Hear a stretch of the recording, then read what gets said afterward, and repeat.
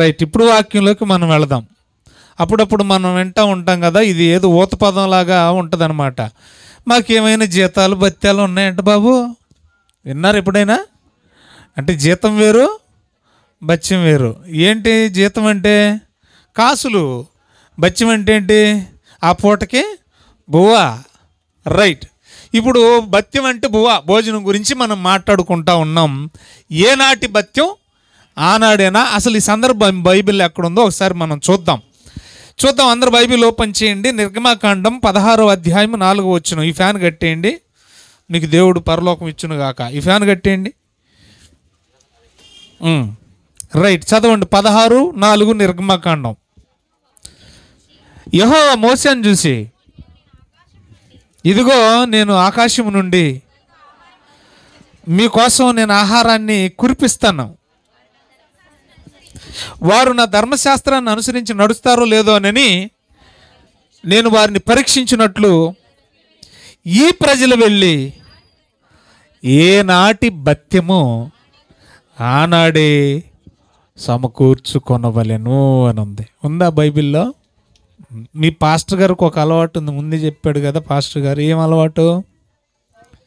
బైబిల్లో లేకుండా ఏనాటి భత్యము ఆనాడే ఇశ్రాయేలీలు ఏం చేయాలంట?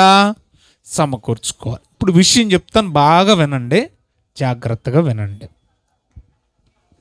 ఇశ్రాయేలీలు ఐగుప్తుని విడిచిపెట్టి సరిగ్గా 2.5 నెలలు అయిందట. 2 మాసాల 15 రోజులైందంట. దేన్ని విడిచిపెట్టి? ఐగుప్తును విడిచిపెట్టి. అప్పుడు నాయకుడు ఎవరు? మోషే. రైట్, ఇప్పుడు వీళ్ళు ఎక్కడున్నారంటే ఈ 2.5 నెలలు అయింది కదా ఐగుప్తుని వదిలేసి. రైట్, ఇప్పుడు ప్రయాణంలో ఉన్నారు కదా, ఇప్పుడు ఎక్కడున్నారో మనకు లొకేషన్ తెలియాలి. లొకేషన్ చూద్దాం. మొదటి వచ్చిన నేను చదువుతాను, వినండి.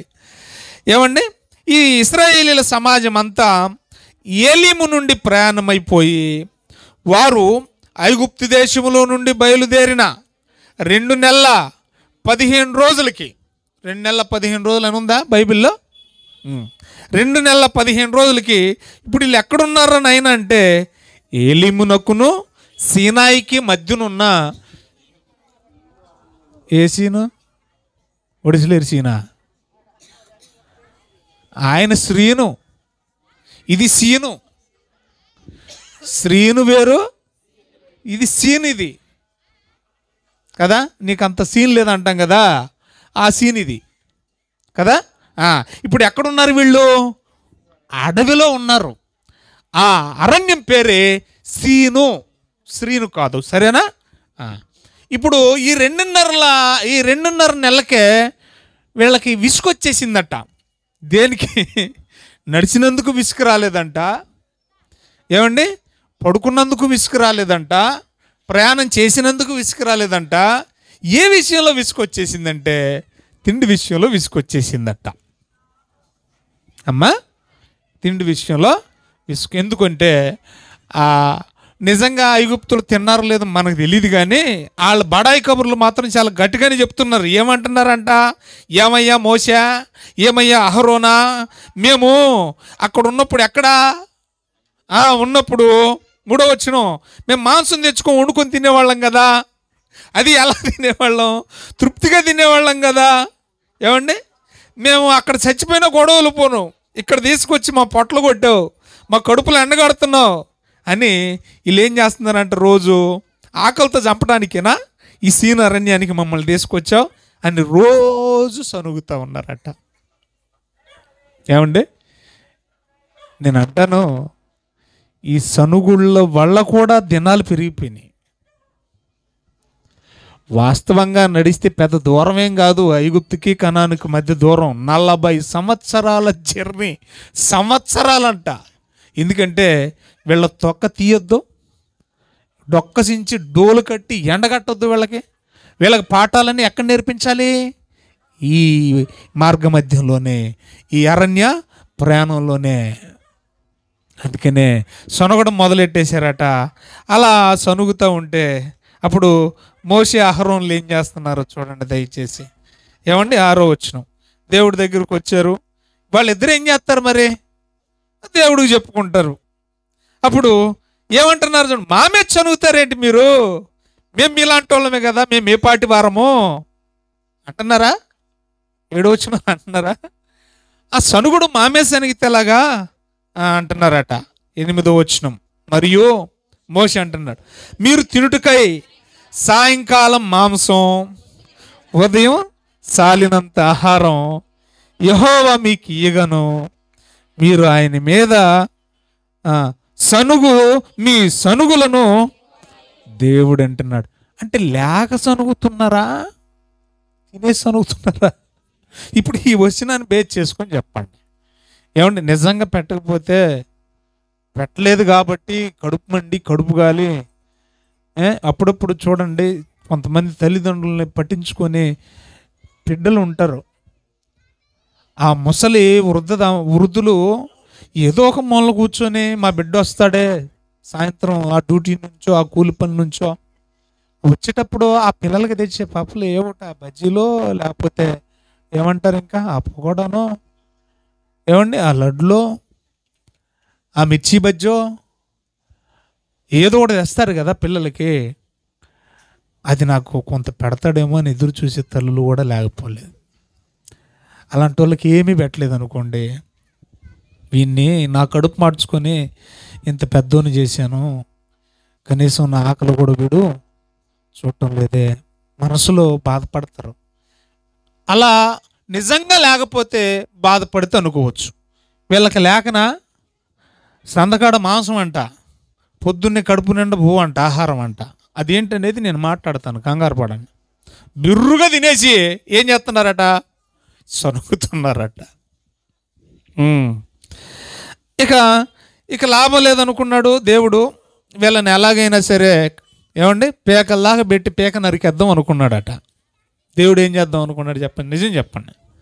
రెఫరెన్సులు ఉంటాయి బైబిల్లో కదా. బాగా పేకల్లాగా ఎట్టి ఏం చేద్దాం అనుకున్నాడు, పేక నులిమేద్దాం, గొడవలు పొద్దు. ఇలాంటి పిల్లలు నాకు అవసరమా, తిండిపోతు పిల్లలు, వీళ్ళ కకృతులు నాకు అమండలం. ఇలా మామూలు కకృతి కాదు, ఇశ్రాయేలీలదే. తర్వాత మీరు చూస్తారు ఎపిసోడ్లలో ఇంత తిండిపోతులు. అందుకని బైబిల్లో వ్రాయబడింది, నీవు తిండిపోతువైన ఎడల నీ గొంతుకు కత్తి పెట్టుకోమన్నాడు. అర్థమవుతుందా? క్రొత్త నిబంధనకు వచ్చేసరికి ఈ తిండి గురించి దేవుని సేవనే నిరర్థకం చేస్తున్నారట. తిండి కోసం సంఘంలో దెబ్బలాటాలంట, దరిద్రులారని చెప్పేసి కొరింథీయులకు రాసిన పత్రికలో తిడతాడన్నమాట పౌలు గారు. పరలోక రాజ్యము ఆహారము కేవలం పానీయమై ఉన్నదా? మీరు కేవలం ఎందుకు ఈ భోజనం కోసం దెబ్బలాడుకుంటున్నారు? ఇదే భోజనం గురించి మీరు బైబిల్ ధ్యానం చేస్తూ ఉంటే అపోస్తల కార్యాలు 6వ అధ్యాయం మనం చదువుతున్నప్పుడు హెబ్రీ స్త్రీలు అలాగే గ్రీకులకు యూదులకు గొడవ వచ్చిందంట. దేని గురించి? ఇదే భోజనం గురించి. కాబట్టి ఇది చాలా ప్రమాదకరమైంది ప్రియులారా. ఈ భోజనం అనేది చాలా ప్రమాదకరమైంది.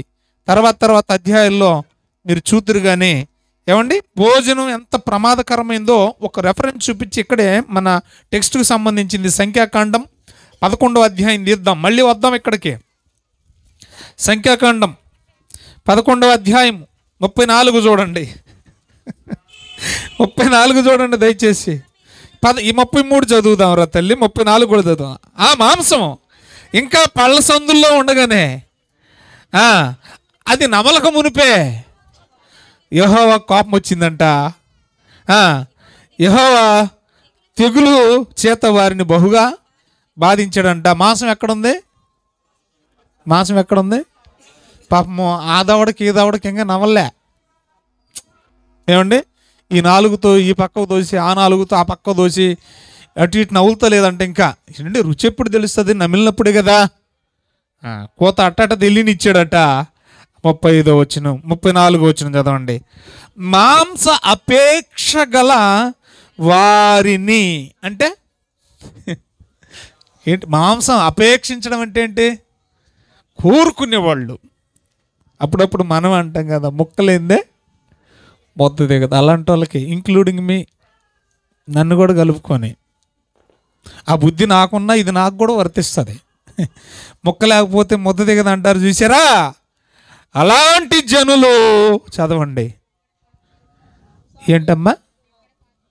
అమ్మ, మాంసాపేక్ష కలిగిన జనులు ఏమయ్యారంటమ్మా అక్కడ?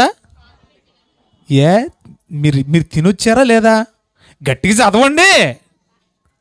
మాంసాపేక్ష కలిగిన వాళ్ళని ఏం చేశాడంట దేవుడు అక్కడ? అక్కడ ఏం చేశాడు అంటే ఏంటది? పాతి పెట్టడం ఏంటండి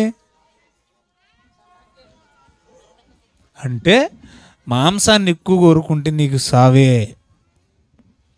అది దేవుడు చంపేస్తాడని అనుకుంటే పొరపాటు, నిన్ను చంపేది నీ మాంసమే. అర్థమవుతుందా? అందుకనే డాక్టర్లు కూడా ఏం చెప్తారో తెలుసా? నాయనా, నీకు హార్ట్ అటాక్ ఎందుకు వచ్చిందంటే కొలెస్ట్రాల్ ఎక్కువైపోయింది నాయన. మీకు ఇంకొక సీక్రెట్ కూడా చెప్పనా? ఒకవేళ తెలిస్తే దేవుని స్తోత్రం. షుగర్ కారణాలు కూడా కొలెస్ట్రాలే, బ్యాడ్ కొలెస్ట్రాల్. కొంతమందికి రక్తం ఉత్తినికి అడ్డుకట్టుకుపోతుంది. షుగర్ అంటే వేరే ఏమి కాదు, అదే రక్తం అడ్డుకట్టుకుపోయింది అనుకోండి, అవయవాలు సరిగ్గా పనిచేయవు. రక్త ప్రసరణ జరగనప్పుడు ఏం జరుగుద్ది? కాబట్టి మన ప్రాణం మనమే తీసేసుకుంటున్నాం. అందుకనే షుగర్ పేషెంట్లకి, బీపీ పేషెంట్లకి ఏమంటారు తెలుసా? తినండిలే కానీ 2 ముక్కలే తినండి. ఆ 2 ముక్కలు కూడా ఎందుకు నాయన దండం డాక్టర్ గారు, తినండిలే కానీ వరకు బాగానే ఉంది, 2 ముక్కలే తినండి సరే అక్కడ చచ్చిపోతున్నాం. మరి బాధ కదా. కడుపార తినే భాగ్యం కూడా లేదే. కడుపార తింటే చెప్పండి, చేతులార పాతి పెట్టాలి. అందుకని వద్దు నాయన అంటున్నాడు దేవుడు. నేను రాత్రి చెప్పానుగా, డాక్టర్ల కంటే పరమ డాక్టర్ ఎవరు? దేవుడు. ఎంత చక్కగా చెప్తున్నాడు చూడండి. సరే, ఇప్పుడు వీళ్ళు తినేసి బాగా ఏం చేస్తున్నారంట? సనుగుతున్నారంట. అసలు వీళ్ళు ఏం తిన్నారో తెలుసండి? దేవుడు ఇందాక చదువుకున్న ఆ టెక్స్ట్లో సాయంకాల వేళ మాంసం అన్నాడు, ఉదయం ఆహారం అన్నాడు. ఆ మాంసం ఏంటో మనకు తెలియాలి, ఆ ఉదయం తిన్న ఆహారం ఏంటో మనకు తెలియాలి. అది తిన్నాక కూడా ఇంకా జరుగుతున్నారంటే నిజంగా వీళ్ళకంటే దౌర్భాగ్యులు ఈ ప్రపంచంలో ఇంకెవరు ఉండరండి. దేవుడు వారికి వండి పెట్టిన ఆహారం భూ సంబంధమైన ఆహారం కాదు. అసలు దాని రుచి ఈ లోకంలో ఏ హోటల్లో దొరకదు, ఎవరు చేసినా రాదు. దేవుడు పాడైపోకుండా దాన్ని ప్రతిదినం ఫ్రిడ్జ్లో పెట్టించేవాడు దేవుడు. తెలుసా మీకు? ఆహారాన్ని దేవుడు ఏం చేసేవాడు? పాడైపోకుండా ఫ్రిడ్జ్లో పెట్టించేవాడు. ఫ్రిడ్జ్ను పరిచయం చేసింది దేవుడు అండి బాబు. ఈ రాత్రి పరిచయం చేస్తాను మీకు ఫ్రిడ్జ్ని. మీ ఇళ్ళలో ఫ్రిడ్జ్లు ఉన్నాయా? ముందు చేయట్టారు ఎప్పుడన్నా? ఎదట లోపల చేయట్టారు. ఎలా ఉంటుంది? వెనకాల ఎట్టారు ఎప్పుడైనా? వెనకాల ఎట్టకండి, వేడిగా ఉండొచ్చు, షాక్ కొట్టు, చెప్పలేము. కాబట్టి ఎదరైతేనే భద్రంగా ఉంటుంది వస్తువు. దేవుడు కూడా అలాగే ఫ్రిడ్జ్లో పెట్టించాడు. అది ఏదో కాదండి, మన్నా. ఏమిచ్చాడు చెప్పండి? ఆహారముగా ఉదయం ఏంటి? మన్నా. మళ్ళీ సాయంత్రం ఏమన్నాడు? మాంసముగా దేవుడు పూరేళ్ల పెట్టలను అనుగ్రహించాడు. ఇప్పుడు ఈ ట్రెంట్ గురించి నేను టచ్ చేసి ముగిస్తాను, రేపు వివరిస్తాను, టైం సరిపోదు కదా. రైట్. మన్నా అంటే ఏంటనేది ముందు మనం చూద్దామండి. ఇదంతా తిన్నాకైనా శనిగారు ఇల్లు మాట్లాడరేటమ్మా. రైట్. ఇప్పుడు అసలు ఎలాగెట్టాడు దేవుడు? ఇంత పెట్టాక కూడా శనిగే మనసులో ఉన్నారంటే ఇంకా వాళ్ళని ఏం చేయాలి? ఏమండి, అంత మన సొమ్ము తిని మనల్ని తెప్పిస్తే ఎలా ఉంటుందండి? బాధ ఉంటుందండి. మనం పెట్టింది బాగా తినేసి తెగెట్టావులే అన్నారు అనుకోండి, బాధ వస్తుంది కదా, చాలా బాధ వస్తుంది కదా. తిన్న తర్వాత శనిగారంట వాళ్ళు తిన్న ఆహారం ఏంటో ముందు చూద్దాం. నిర్గమకాండ 16 వద్దామండి. 12వ వచనం. మోషేతో చెప్పాడు, అయ్యా సనుగుతున్నారా? సరే, నువ్వేం కంగారు పడకు. మోషే కూడా అండి, ఈ సబ్జెక్టులోకి వెళ్ళకముందు మోషే కూడా అండి చేతులు ఎత్తేసాడండి. చాలామందిని మోషేలో ఒక్క కోణంలో ఆలోచిస్తాడు. ఏమని? దేవుని ఇల్లంతటిలో మోషే నీకు తెలిసింది ఇదే. ఆయనలో 2వ షేడు కూడా ఉంది. ఆయన మనలాంటి స్వభావం గలవాడే. ఆయనకి మన మాట అంటే రోషం ఉంటుంది. ఆయనకి ఏదైనా చిన్న పని అప్పగిస్తే ఆయనకు కూడా బాధగా అనిపిస్తుంది. ఆయన మనలాంటోడే, కానీ మనకంటూ కొంచెం ఎక్కువగా ఓర్చుకున్నాడు. నమ్మకమైన వాడిని చదువుకున్నారు, మంచిదే. కానీ వీళ్ళ సనుగుడుకు తట్టుకోలేక ఏమంటున్నాడు తెలుసా? ఏమయ్యా, దేవుడు అన్న మాటలో మోషే, దేవుడా ఏంటి వీళ్ళందరికీ రోజు సాయంత్రం మాంసం తెచ్చిపెట్టాలా ఏంటి? వీళ్ళందరికీ ఆ మాట కూడా రాశాడు సంఖ్య 6,00,000 ఈ కాల్బలానికి ప్రతిరోజు ఉదయాన్ని నేను బోధించి పెట్టాలా? నేను మా అన్న ఎన్ని గొర్రెలు కోసేయాలి? ఏమండి, ఎన్ని చేపలు తేవాలి? ఇదంతా ఎవడు తెచ్చాడతాడండి వీళ్ళకి? అసలు నేను ఏమన్నా కన్నానా? నేను కన్నా నా పిల్లల ఇల్లు నా సంఖ్యను ఏమన్నా ఎత్తుకొని మోసానా? వీళ్ళనిచ్చి నానెత్తినెట్టామంటే దేవుడా నన్ను చంపే అన్నాడు చివరికి. తెలుసా మీకు? ఏమండి, కొంపలో నలుగురిని జాకలేక చచ్చిపోతాం మనం. అక్కడ ఎంతమందిని పోషించాలంటే రోజు మాసమేనట, మళ్ళీ వారానికి ఒకసారి కాదు. ఏడు దేవుడా రోజు సాయంకాలం వేళ మాంసం తెచ్చిపెట్టాలా? ఉదయం మాత్రం ఆహారమా? ఎక్కడ తెచ్చిపెట్టను నేను? ఈ అడవిలో, సీన్ అరణ్యంలో. ఆయన అంటున్న మాటలు చూస్తే ఆశ్చర్యం వేస్తుందండి. ఒకసారి ఆయన బాధ ఏంటో చూద్దారండి. ఏమండి, ఒకసారి ఆయన బాధను చూద్దానండి. మోషే గారి బాధను చూద్దానండి. 11వ అధ్యాయం మళ్ళీ వద్దాం 16కి, నిర్గమా 16కి ఆయన బాధ చూడండి దయచేసి.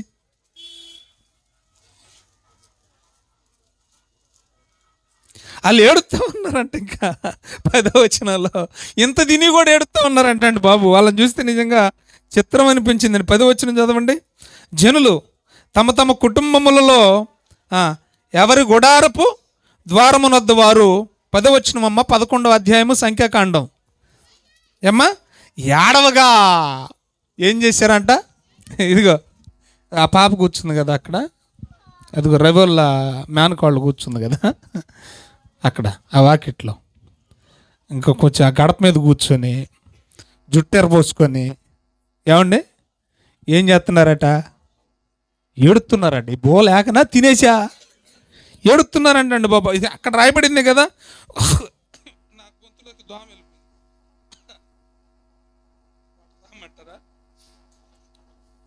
సరే వెళ్ళిపోయిందిలే, వదిలే. రండి 10వ వచనం. ద్వారం నద్దు కూర్చొని ఏం చేస్తున్నారంట వాళ్ళు? ఆ ఏడుపు అంతా ఎవరు అంటున్నారు? ఎందుకు ఈయనకి బాధలన్నీ? అప్పుడు యెహోవా కోపం వచ్చిందంట. వారు ఏడ్చుట మోసే దృష్టికి బాగా అనిపించలేదట. వాళ్ళు ఏడుపులు చూడలేకపోతున్నాడంట. ఎవరు? తినేసి ఏడుతుంటే ఏం చూస్తాడండి పాపం. ఏమండి, అసలు లోకులు ఏమనుకుంటారు చూసేవాళ్ళు? ఇప్పుడు మోసే బాధ అది. నేను నాయకుడినే, నా పరువు పోద్దే, మమ్మల్ని నడిపించిన దేవుడే, దేవుడు పరువు పోద్దే, వీళ్ళు ఏడుపు చూస్తే నేను తినేడుతున్నారు, ఇలాంటి పిల్లలు ఎవరుకుంటారు అని చెప్పేసి ఆయన బాధపడుతున్నాడండి. కాగా మోసే దేవుడితోగా దెబ్బలాట మొదలెట్టేశాడండి. ఏమండి, బాగా వినాలి. 11 నుంచి జాగ్రత్తగా చూడాలి. మోసేకి దేవునికి సంభాషణ జరుగుతుందండి. ఇప్పుడు మోసే అంటున్నాడు తెలుసా? అయ్యా దేవుడా, అసలు నన్ను ఎందుకు ఎట్లా బాధిస్తున్నావు? నీవు నా మీద నీకు దయ లేదా? నీకు కటాక్షం లేదా?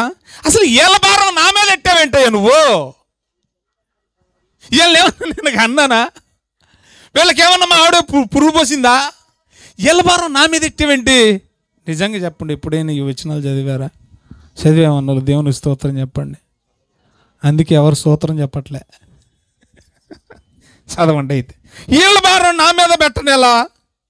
నేను ఈ భయంకరమైన తిండి తిన్నాక ఈ బేదరుపులు వినలేకపోతున్నాను ఆయన. ఈ స్వరం తిన్నాక అరిచే అరుపులు ఇవి. అదే కదా మాట్లాడుతున్నాడు. నేను వినలేకపోతున్నాను ఆయన. ఈ జనముల గర్భము వీళ్ళని ఏమన్నా నేను కన్నానా? గర్భం ధరించడం అంటే అదే కదా. అసలు వీళ్ళని ఏమన్నా కన్నానా? వీళ్ళకి నేను ఎందుకు తెచ్చిపెట్టాలా? వీళ్ళని నేను ఎందుకు పోషించాలి? పోనీ నేనేమన్నా గర్భం ధరించానా? పోనీ అలాగే ఏమన్నా కన్నానా? వీళ్ళకి ఏమన్నా పాలు ఇచ్చానా? వీళ్ళని ఏమన్నా పెంచానా? ఉందా లేదా అక్కడ మాటలు?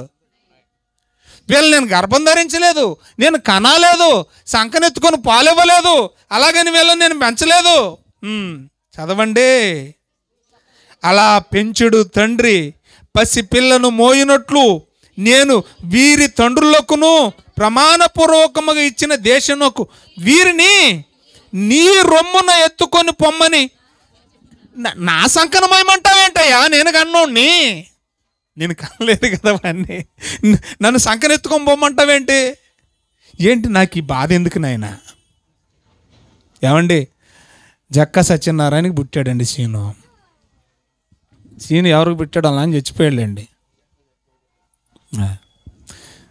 నాకేంటి భారం? రోజు నేను మాసుకొచ్చుకోవటం ఏంటి?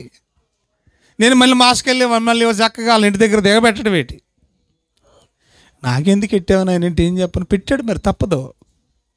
అది మనకే సేవకులకే ఉంటుంది, క్రైస్తవులకు ఉంటుందా? ఇంకా ఏం చూడండి అయినాడు ఇలాగా నన్ను ఎత్తుకుపోమ్మంటావు వేటి సంకనెట్టుకొని, ఈ సమస్త ప్రజలకు ఇచ్చుటకు నేనేడ తీసుకురాను నాయన మాంసం. ఎన్ని గొర్రెలు కొయ్యాలి, ఎన్ని మేకలు కొయ్యాలి? జనం చూస్తే చిన్న మంద. 21 వచనం చూడు, నేను ఈ జనుల మధ్య ఉన్నాను, వారు 6 లక్షల మంది నడిచేవాళ్ళు, వారు నెల దినములు తినుటకు వారికి మాంసమునిచ్చేదనని చెప్పావు. నువ్వు మాట అయితే అనేసావు. ఇప్పుడు ఎవరు తెచ్చిపెట్టాలి? నువ్వేం ఉండవు, కనపడవు. అంటే లేస్తే నా మీద పడతారు వాళ్ళు. శనిగినా గొనిగినా కొట్టినా తిట్టినా నన్నే కదా. నువ్వేమో పథకాలేమో ఆర్డర్ పాస్ చేసి వెళ్ళిపోతున్నావు, వాళ్ళేమో నా మీద పడి ఏడుతున్నారు. వాళ్ళ ఏడుపు నేనైతే చూడలేకపోతున్నాను. మోషే నీకెందుకు సంతకాడ మాంసం పెట్టి ఉదయాన్నే బోవెట్టి అంటున్నావు, నువ్వు వెళ్ళిపోతున్నావు కనపడకుండా. ఇప్పుడు ఎవడు దొరుకుతున్నాడు వాళ్ళకి? కళ్ళ ముందున్న నాయకుడిని. నాకేంటి నాయన ఈ బాధ? చదవాలి 13 వచనం. ఈ సమస్త ప్రజల కంటే ఎంతమందికి? ఎంతమంది? అక్కడ ఉంటే కుదరదు. నడిచేవాళ్లే 6 లక్షలు. ఆ ఒంటెల మీద, ఆ గాడిదల మీద, ఆ గుర్రాల మీద, ఆ జట్కా బండ్ల మీద వీళ్ళు ఉన్నోళ్ళంతా, ఆ ముసలి ముతక చిన్న పెద్ద అందరు కలిసి ఎంతమంది? దాదాపు 30 లక్షల మంది. ఎంతమందికి మాంసం పెట్టాలంటే ఏంటి పరిస్థితి? అబ్బా 2000 మందికి బోట్టేశాడు. అబ్బా ఫంక్షన్ అయితే అదిరిపోయింది. ఇసుకెత్తే రాలని జనం ఎంతమంది? ఇసుకెత్తే రాలని జనం ఎంతమంది? మరి 30 లక్షలు ఇంకేమైతే రాలుద్ది? ఏమేసినా రాలదు. మరి ఏం చేయాలి? ఇలా కట్టెట్టాలి. రండి ఎంతమంది జనానికి ఇచ్చుటకు మాంసం నేనెక్కడ తేవాలి? ఈయన బాధ అది. ఏమండి చదువుదామండి, కంటిన్యూ చేద్దామండి. వారు నన్ను చూసి ఆడుతున్నారు, నిన్ను చూడడానికి నువ్వేం కనపడవుగా. చూసేది నన్ను, ఏడ్చేది నన్ను, వాళ్ళ ఏడుపులు చూసేది నేను, నువ్వేం చూస్తున్నావా? తినుటకు మాంసం ఇమ్మని వాళ్ళు అడుగుతున్నారు. ఈ సమస్త ప్రజలను ఒంటిగా మోయ నా వల్ల కాదు అంటే ఎలా ఫీల్ అవుతున్నాడు అంటే, వీళ్ళందరూ భారం నా మీదే పడుతుంది, నా వల్ల నేనైతే మొయ్యలేనయ్యా, నేను మొయ్యలేని భారం బాబుదే, నేను భరింపలేని భారం. నీవు నాకిట్లు చేదలచిన ఎడల వీళ్ళ భారం నా మీద పెట్టి పని అయితే ముందు నన్ను చంపి దరిద్రం వెళ్ళిపోద్ది అన్నాడా లేదా? నిజంగా నన్ను చంపినాయన ఈ బాధ అంత ఎందుకు నాకు? వెక్స్ అయిపోయాడండి, విసిగిపోయాడండి. దేవుడా, వీళ్ళ ఏడుపులు నేను చూడొద్దు, వీళ్ళ సనుగుడు నేను వినొద్దు. ఏమండి జుట్లేరు పోసుకొని ఆ గుమ్మంలో కూర్చొని బిర్రుగా తినేసి ఆడవడం నేను అస్సలు చూడలేను. నాకు యొద్దు బాబు. వీళ్ళకి మాంసం నువ్వు పెడితే పెట్టుకో, తెచ్చుకో, లేకపోతే అక్కర్లేదు. టిఫిన్ పెడతావో, మధ్యాహ్నం భోజనం పెడతావో, ఏం పెడతావో పెట్టుకో. నాకైతే మాత్రం వీళ్ళ గొడవ నా మీద ఎట్టుకో, నేనే దొరికానా నీకు? అలా చేసే పని అయితే నన్ను అర్జెంటుగా ఏం చేయి, ముందు నన్ను చంపి. చదువుదాం ఇక.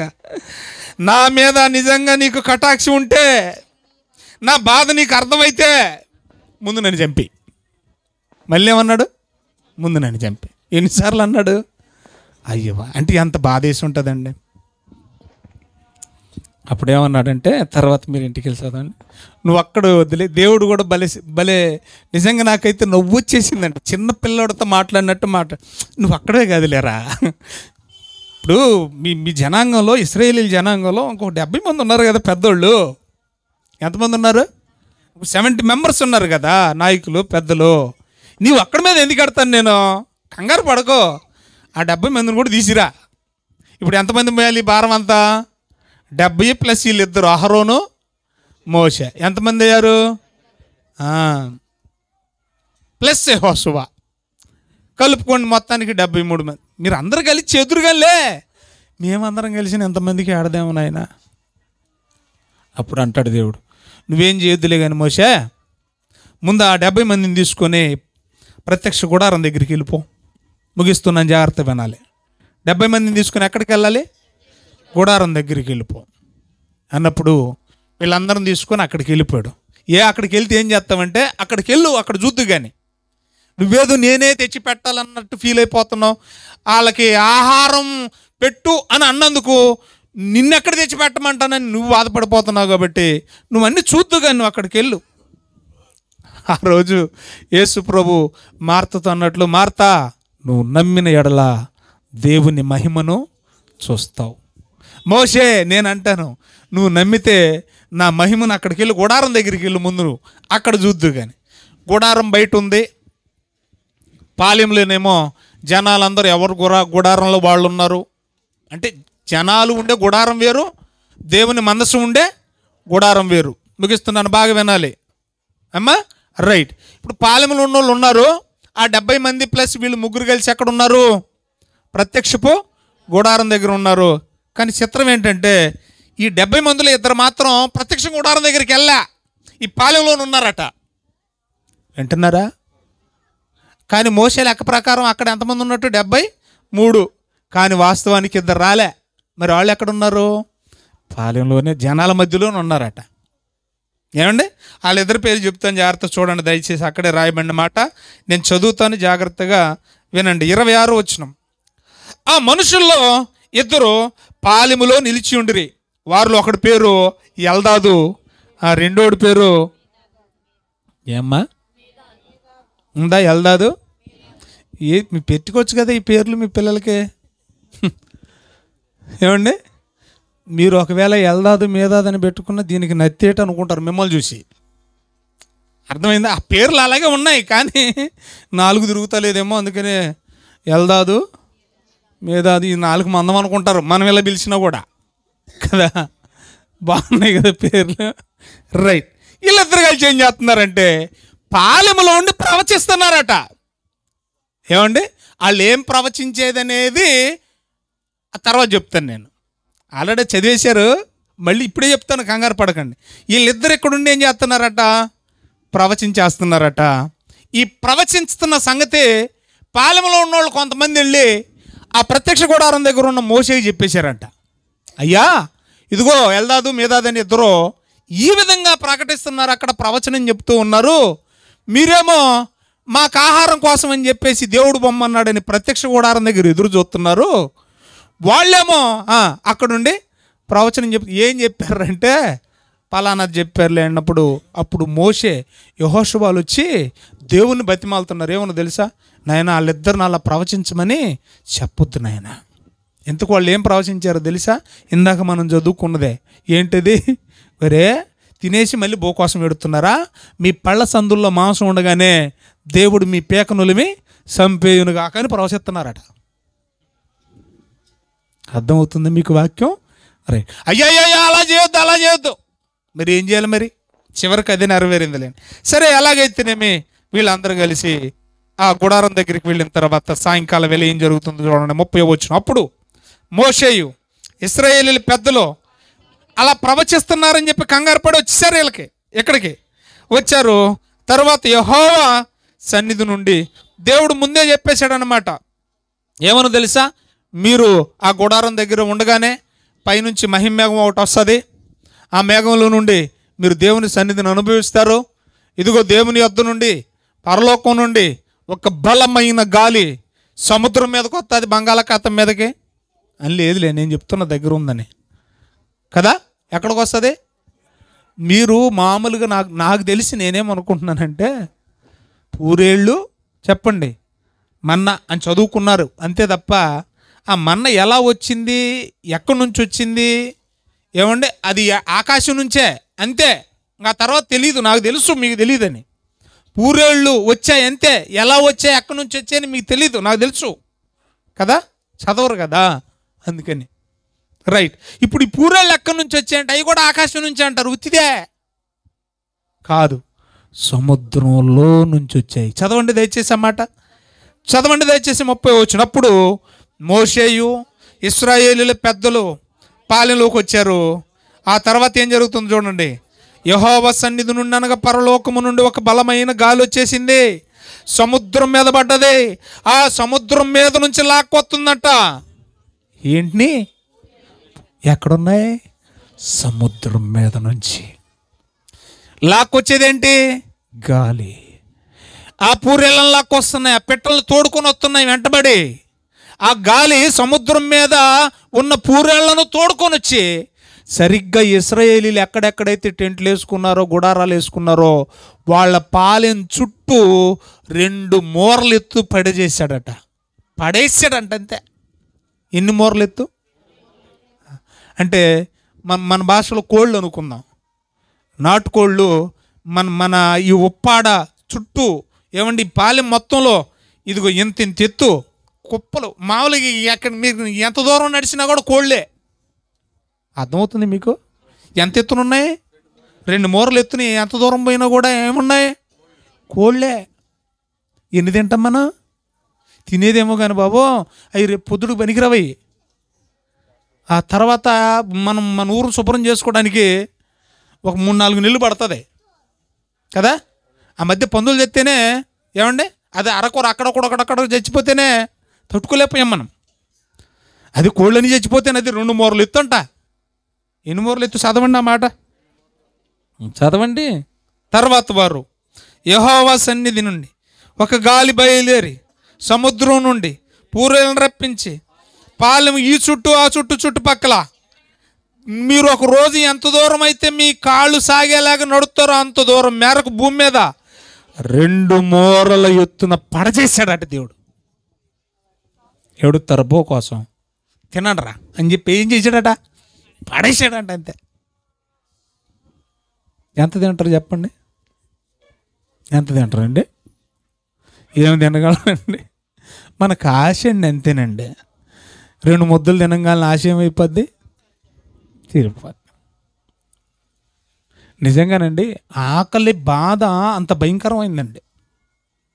కానీ నిజంగా ఆకలి ఉంటే అనుకోవచ్చు అండి, వీళ్ళు రోజు తింటా కూడా మళ్ళీ భేద ఎడుపు దొంగేడుపు ఎడుతుంటే దేవుడు కోపం రాదా?